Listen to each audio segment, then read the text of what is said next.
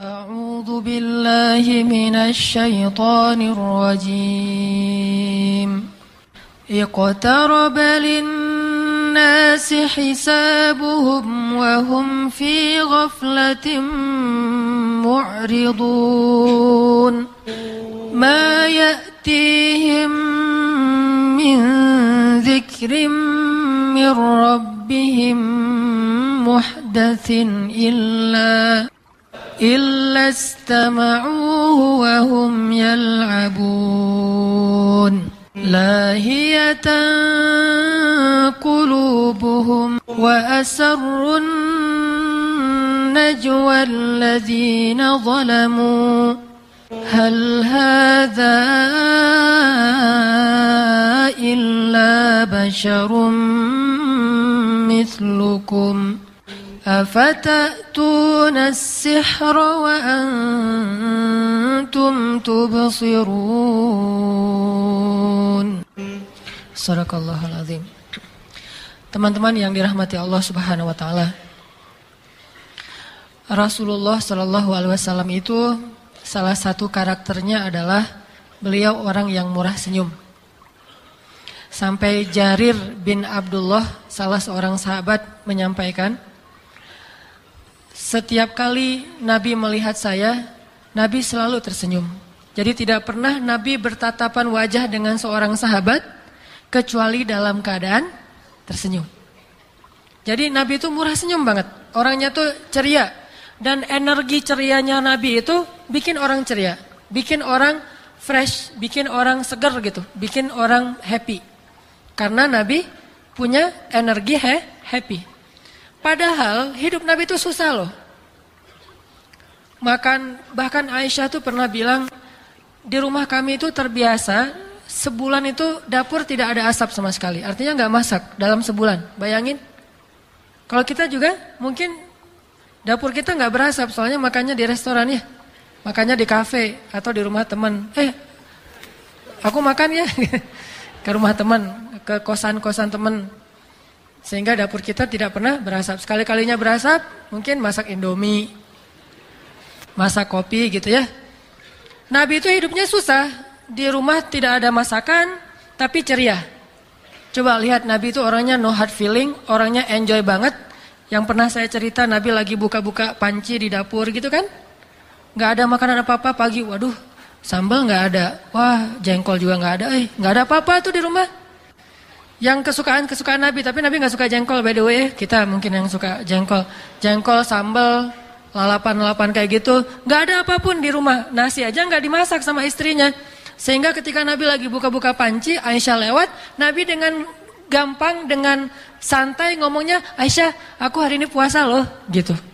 Bukan, Aisyah hari ini puasa ya. Enggak gitu. Jadi kita mungkin bisa meniru Nabi dalam bahasa, hari ini puasa aja deh, gak ada makan. Tapi wajahnya sedih. Wajahnya gak rela gitu, mau puasa tuh gak rela. Kenapa? Kok kamu puasa hari ini? Ya istri gak masak apa-apa, ya gimana lagi. Nah ini wajahnya gak rela. Ada juga yang puasa, kenapa kamu puasa hari ini? Gak masak apa-apa di rumah, soalnya gak ada istri. Lebih gak rela lagi kan ya? Jadi puasa terpaksa, karena istri gak masak atau karena gak ada yang masakin, itu sama tuh. Intinya adalah hidup Nabi itu susah, tapi Nabi enjoy banget. Jadi aura Rasulullah itu happy, aura qanaah, aura syukur nikmat kepada Allah itu kelihatan dari wajahnya yang berseri-seri. Ketemu sahabat, senyum gitu. Kalau kita senyum juga kenapa? Ada maunya, boleh nggak aku makan di rumah kamu, gitu kan? Kalau Nabi mas senyum karena pengen menyebarkan kebaikan. Jadi kata Jarir bin Abdullah, tidaklah saya bertatapan wajah dengan Rasulullah kecuali Rasulullah pasti tersenyum ke arah saya. Jadi Nabi itu orangnya murah senyum. Kalau ada yang semakin belajar sunnah semakin susah senyum, pasti dia nggak ngerti sunnah nih. Belajar hadis sahih. Setelah 10 hadis sahih, nggak bisa senyum ngeliat orang. Nah ini bahaya nih. Berarti dia nggak belajar akhlak Nabi. Ngeliat orang dari ujung rambut sampai ujung kaki, mana nih yang nggak sesuai sunnah nih. Semuanya di absen misalnya. Ini berarti bukan sifat Nabi. Karena Nabi juga bukan hanya tersenyum kepada orang yang sudah baik agamanya. Bahkan ke orang yang masih belum paham sama sekali, bahkan kafir, selama dia tidak menzalimi orang mukmin, maka Nabi tersenyum kepada dia. Jadi kalau Nabi bilang senyummu ke wajah saudaramu maka bagimu adalah sedekah, itu bukan cuma kata-kata, bukan cuma ceramah, tetapi Nabi sendiri juga seperti itu. Ketemu temannya senyum gitu. Teman-teman tahu nggak arti menundukkan pandangan? Ghaddul basar kan istilahnya, menundukkan pandangan. Menundukkan pandangan itu artinya nggak boleh ngelihat ke lawan jenis dengan hawa nafsu. Tapi kalau nggak pakai hawa nafsu, tapi lihat lawan jenis ini maksudnya yang udah menutup aurat ya. Kalau udah membuka aurat bilang hawa nafsu itu bohong. Ah gua mah nggak berasa, biasa aja yang gitu-gitu. Nah ini bohong nih. Kecuali ada dua kemungkinan. Pertama, udah kebal saking seringnya ngelihat yang gitu-gituan. Yang kedua, nggak normal. Ada dua kemungkinan. Dan kayaknya kalau nggak normal nggak mungkin juga. Soalnya dia kayaknya gagah gitu. Cuma sekarang banyak yang gagah juga, agak-agak gimana. Ah gua mah biasa aja kalau ngeliat yang gitu. Lo aja yang pikirannya kotor. Bukan kotor, dia masih bersih. Makanya saking bersihnya yang gitu-gitu mah peka. Jadi kalau ada orang yang aduh astagfirullahaladzim, itu masih bersih. Kalau biasa aja lah, Neng gimana? Nah ini berarti udah kotor nih. Kalau dia vulgar. Tapi kalau udah menutup aurat, nah tetap harus menundukkan pandangan. Cuman arti menundukkan pandangan di situ ngelihatnya nggak boleh pakai desire, nggak boleh ada hasrat apa-apa. Makanya kita harus membedakan. Jadi kalau ada kadang-kadang dengan teman kita dia udah menutup aurat, udah sempurna, biasa aja lah, nggak usah. Dengan teman juga, kita rapat yuk, ya, yuk kita rapat. Udah rapat aja, rapat organisasi gitu kan, OSIS, ROHIS segala macam. Udah aja yang satu duduk menghadap, daripada kita susah ngeliat bawah, udah kita menghadap sana satu ke sini satu. Udah aja rapat apa? Patonggong-tonggong gitu apa? Saling membelakangi kan ya. Waduh. Rapatnya nggak seru banget tuh. Jadi ngomongnya sambil ngelihat ke tembok masing-masing. Bukan gitu-gitu amat juga ghaddul basar teh. Atau menghadap cuman ke bawah, nggak harus kayak gitu. Kecuali kita takut nggak sanggup untuk menjaga perasaan. Berarti baper. Baper. Ngomong lihat ke bawah, baper ya, gitu kan. Kalau nggak baper mah biasa aja. Teh gimana? Biasa kan? Tapi jangan pura-pura biasa. Nanti pas sudah dia pergi, nangis. Kenapa nggak saya nembak ya gitu ya. Nyesel gitu. Tadi mah jaim, pas orangnya udah pergi nyesel. Kenapa saya nggak mengutarakan isi hati. Intinya ghaddul basar itu jangan menatap, melihat dengan hasrat. Tapi kalau biasa aja ke teman, maka tidak harus menundukkan pandangan, tetapi tetap kita lebih tahu dan nggak boleh membohongi Allah. Allah Maha tahu. Sehingga kalau nggak gitu pura-pura mungkin gitu, nggak usah fokus, jangan lihatnya. Ya teh, siap. Ini apa nih? Pernah jadi pramuka ya? Nggak usah ngelihat juga terlalu fokus, terlalu tajam sampai bikin orang GR. Santai aja. By the way, balik lagi ke tadi. Intinya adalah Rasulullah itu orangnya santai, senyum. Boleh nggak kita senyum ke lawan jenis? Boleh, tetapi jangan berlebihan. Senyum yang memberi aura, memberi kesan kesan yang positif, kesan mungkin kalau nggak akrab pun kesan nggak sombong lah. Jangan sampai memberi kesan yang lebih dan kita tahu batasannya. Pasti kita ngerti banget nih mana senyum yang membahayakan, mana senyum yang masih wajar. Pasti kita tahu dan susah untuk didefinisikan. Oh senyum yang membahayakan itu kalau senyumnya nggak mungkin kan didefinisikan kan ya. Kalau yang wajar, justru yang wajar barusan tuh bahaya tuh. Udah senyum matanya kedap-kedip. Ini bahaya. Jadi boleh kita senyum ke lawan jenis, tetapi selama masih wajar. Senyum yang memberi kesan, oh ya dia mah orangnya nggak sombong, gitu aja. Tetap kita lebih tahu batasannya. Dan Nabi SAW orang yang murah senyum. Dan Nabi bukan hanya tersenyum kepada laki-laki saja, bahkan kepada perempuan yang bukan muhrim beliau pun beliau tersenyum selama tidak berlebihan. Jadi kalau Rasulullah kedatangan seorang akhwat, cewek mau konsultasi kepada Rasulullah bukan kaku gitu, nggak sekaku yang kita bayangin. Assalamualaikum, waalaikumsalam,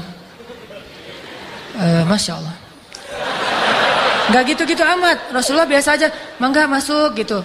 Ya Rasulullah gitu. Sesungguhnya Allah tidak malu terhadap kebaikan kan ya Rasulullah? Ya kata Rasulullah. Emang ada apa? Perempuan ini nanya, gimana cara membersihkan haid ya Rasulullah? Kata Nabi, ya dibersihin, kata Nabi. Santai aja enggak? Hah? Entar. Mau bahas itu ya? Jangan sama saya dong. Enggak gitu-gitu amat, biasa. Ya dibersihin kata Nabi, sewajarnya. Kata perempuan ini karena dia juga nggak ngerti, ya tapi gimana caranya Rasulullah? Ya dibersihin aja kata Rasulullah. Tapi gimana? Coba. Kata Rasulullah, ya dibersihin. Ya Rasulullah maksudnya how to. Kalau bahasa kita teh, gimana caranya? Akhirnya ditarik sama Aisyah, dibawa masuk ke dalam, baru Aisyah yang mengajarkan fikih khusus untuk perempuan. Gitu aja. Jadi Nabi nggak berlebihan juga, tapi juga nggak sampai menjadi orang yang kaku.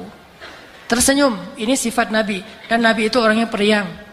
Sahabat kalau dekat sama Nabi itu happy gitu, senang gitu. Apalagi kepada anak-anak. Anak-anak kecil tuh senang banget sama Rasulullah. Tapi kalau lagi senang sama Rasulullah, tiba-tiba lewat Umar, pada diem semuanya tuh. Umar. Jangankan anak kecil, setan aja takut, apalagi anak kecil gitu ya. Ini Umar. Tapi nggak salah juga sifat Umar, karena ketika nanti Umar jadi khalifah, anak-anak kecil juga pada paham ternyata Umar itu orangnya nggak seserem yang dicitrakan. Tetap aja pada waktu tertentu dia tegas, di waktu yang lain dia orang yang sangat bijak. Jadi yang pertama teman-teman, poin kita adalah bercanda itu adalah sunnah Nabi. Karena Nabi juga kadang-kadang bercanda. Pernah gini nih, ini contoh bercandanya Nabi. Tapi intelek banget, pakai logika. Orang kalau nggak ngerti nggak akan ketawa. Jadi kalau nanti nggak ada yang ketawa berarti nggak ngerti. Maksa orang ketawa ya. Jadi candaan Nabi gini, Nabi lagi lagi mau melakukan satu perjalanan. Nah, ada sahabat yang mau ikut jihad sama Nabi. Ini bayangin bercanda dalam suasana perang. Kan Nabi suka ngumpulin kendaraan onta segala macam buat para sahabat yang miskin yang nggak punya kendaraan kayak mau pergi ke Tabuk gitu. Nah, waktu itu ada seorang laki-laki miskin dan dia badannya agak gemuk. Dia bilang gini, "Ihmil nih ya Rasulullah, bawain saya dong atau beri saya tunggangan dong Rasulullah, saya pengen berjihad tapi nggak punya tunggangan," kalau bahasa kita. Cuman bahasa singkatnya, "Ihmil nih ya Rasulullah, bawa saya Rasulullah, bawa saya." Kata Nabi, "Ya, saya akan bawa kamu, tapi kami akan memberikan kamu anak onta." Kata Nabi, "Kami akan berikan kamu anak onta." Dia langsung, aduh gimana dong? Dia nggak bayangin, nanti kalau perjalanan jauh naiknya anak onta, saya lebih gede daripada anak ontanya. Gimana dong? Kan kasihan anak ontanya. Kan ada adegan tuh, dua orang, ini yang di Al-Fulailah 1001 malam, ayah sama anak naik keledai kan. Terus orang-orang bilang, aduh nggak berperi keledaian, orang keledai dinaikin berdua, aduh nggak kasihan sama hewan.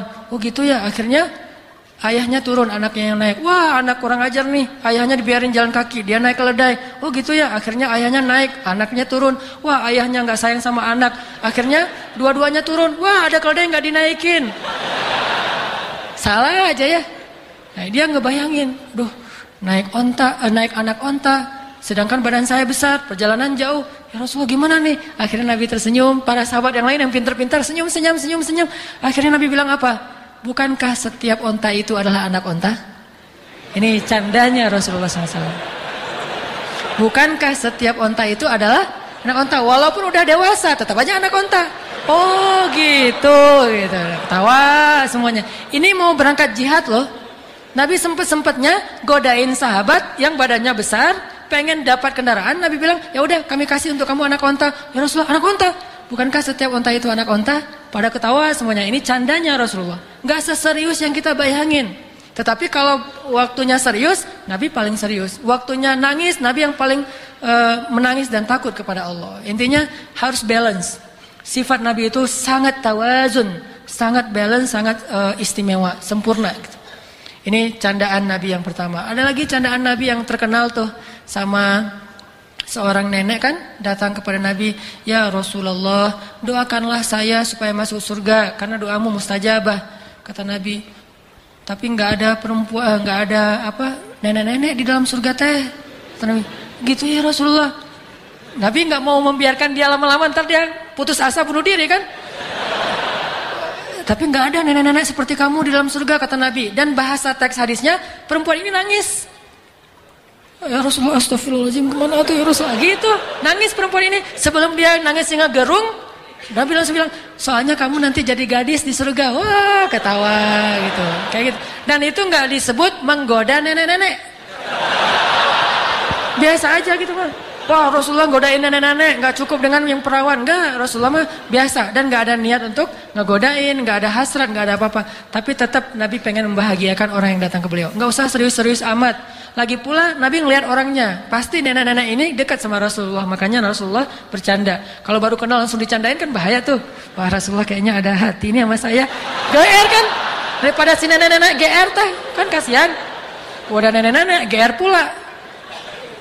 Jadi dia yang tadi mungkin masih ada waktu seminggu lagi hidup, jadi tinggal sehari lagi gara-gara kegeeran dan gak kecapaian. Ternyata Rasulullah gak gitu-gitu amat. Dia cerita ke temannya, Rasulullah tadi candain gua loh, gitu.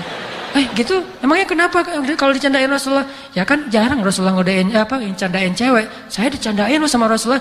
Kayaknya nih Rasulullah ada hasrat. Kegeeran loh segala macam, kan kasihan. Makanya Nabi tahu nih nenek-nenek ini orang yang dekat dengan beliau. Yang laki-laki tadi mungkin dekat dengan beliau. Jangan ketemu orang candain, kasihan. Gak semua orang boleh dicandain. Makanya Nabi juga termasuk orang yang kadang bercanda tetapi tidak berlebihan, sehingga bisa kita simpulkan bercanda itu adalah sunnah Nabi. Pada dasarnya ya, bercanda itu adalah sunnah Nabi. Orang Islam itu harus serius, tetapi bukan berarti kaku. Kadang juga bercanda.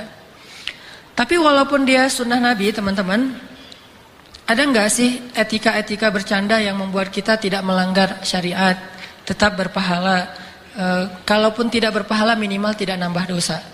Ada, Nabi mengajarkannya, dan dalam beberapa cerita juga bisa kita simpulkan.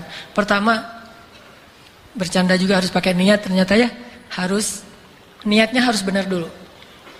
Apa niat yang benar kalau bercanda? Kira-kira apa? Nawaitu bercanda, gila. Harus gitu? Enggak kan ya? Enggak harus dipakai nawaitu kalau mau bercanda teh. Tar dulu, belum niat. Niat dulu, baru canda gitu. Kita mau ngobrol sama teman lagi nongkrong gitu, mau hari, mau ngacapruk nggak jelas gitu. Ntar dulu ya. Nawaitu ngacapruk gitu. Kan nggak ada niatnya kayak gitu ya. Dia nih maksud niat di sini adalah kita bercanda itu untuk membahagiakan hati orang lain. Karena Nabi bilang amal yang paling disukai Allah itu adalah sururun tudkhiluhu fi qulubil mu'min, membahagiakan hati seorang mukmin. Kadang-kadang saya ngelihat banyak teman-teman, ini mah kadang-kadang buat teman-teman sendiri aja, lagi capek, lagi lelah bekerja, lagi stres mungkin, lagi banyak masalah, lagi diputusin, lagi nggak dapat, belum diputusin juga, ada yang banyak masalah, akhirnya saya kasih dia hadiah. Hadiahnya bisa dengan posting sesuatu yang lucu tetapi tidak menghina siapapun. Pas dia buka mungkin alhamdulillah jadi dapat seneng gitu, yang tadi mau sedih jadi ketawa. Itu sedekah.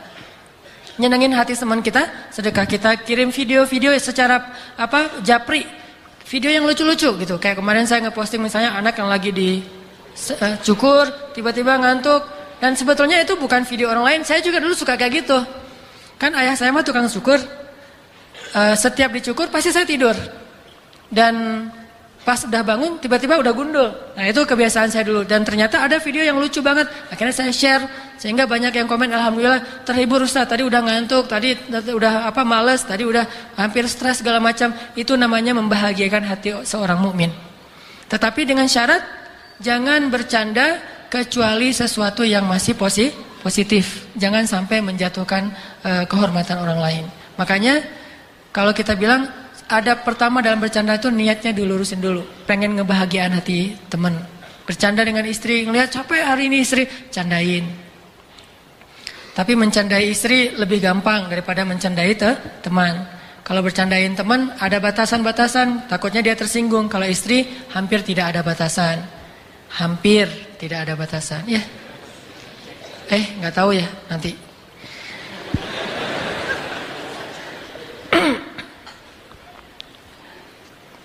Terus niat bercanda itu apa? Selain menyenangkan hati teman kita, bercanda itu juga dalam Islam salah satu bentuk cara kita refreshing. Cara kita mencari hiburan.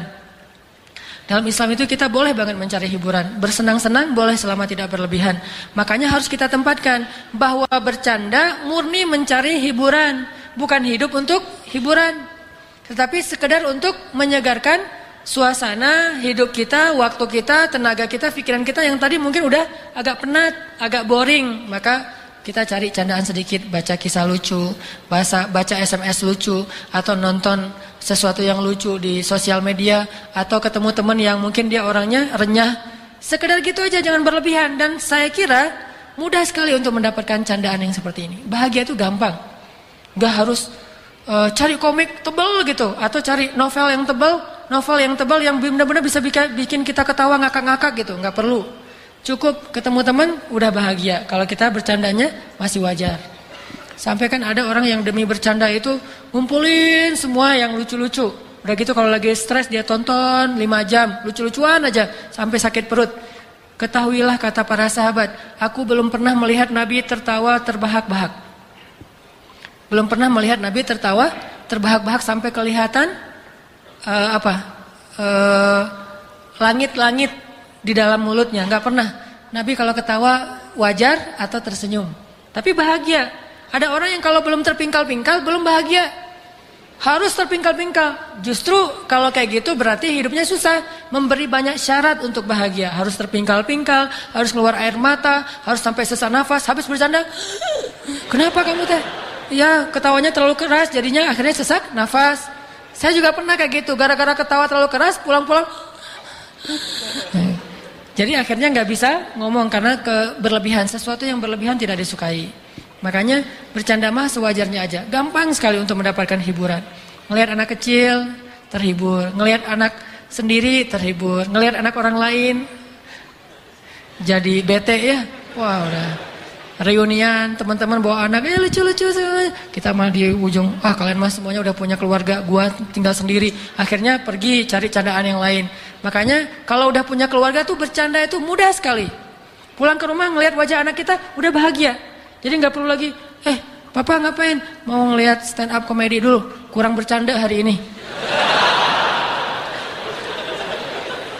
Jadi dia mau ngelihat stand up dulu, karena hari ini stres banget. Stand up, nggak lucu. Akhirnya cari ustadz siapa yang lucu misalnya, nyari ustadznya, aduh kurang lucu. Akhirnya hidupnya susah banget. Ngelihat anak-anaknya ketawa-ketawa dia. Susah banget buat dia bercanda. Nih orangnya kayaknya udah overdosis nih. Overdosis guyon. Kalau udah nggak dikasih yang banyak banget dia nggak berasa. Kayak orang pakai obat-obatan sedikit nggak berasa. Kayak orang makan, kan kalau kita jajan di luar tuh suka dikasih pecin banyak tuh ya, sampai 2 sendok pecin. Kalau dikasih sedikit nggak berasa, mang tambahin pecin. Ada yang ibu-ibu sama keluarganya lagi makan bakso di dekat di sebelah saya. Nambah ke depan itu bukan nambah kuah, bukan nambah mie, bukan nambah sayur, nambah pecin, bayangin. Padahal yang saya tahu baksonya udah dikasih pecin, kuahnya udah ada pecinnya, gurih pula dengan kaldu.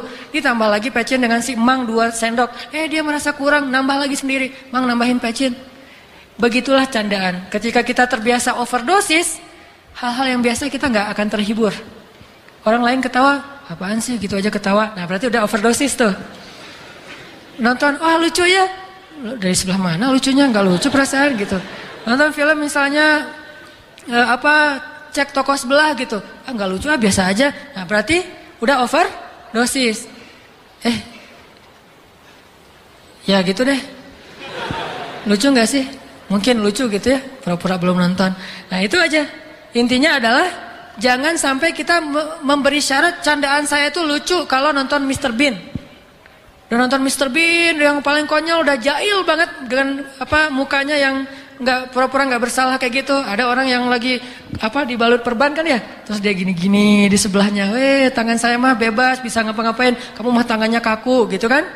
Baru dia ketawa terbahak-bahak sendiri. Nggak harus kayak gitu-gitu amat. Mencari hiburan itu mudah. Kadang-kadang mencari hiburan hanya dengan melihat wajah anak kita yang lucu, yang polos, udah terhibur. Alhamdulillah pulang ke rumah ngelihat anak lagi main puzzle, ngelihat anak lagi main boneka-bonekaan atau mobil-mobilan. Ade udah selesai hiburan. Jangan bilang hari ini belum dapat hiburan. Enggak, udah cukup.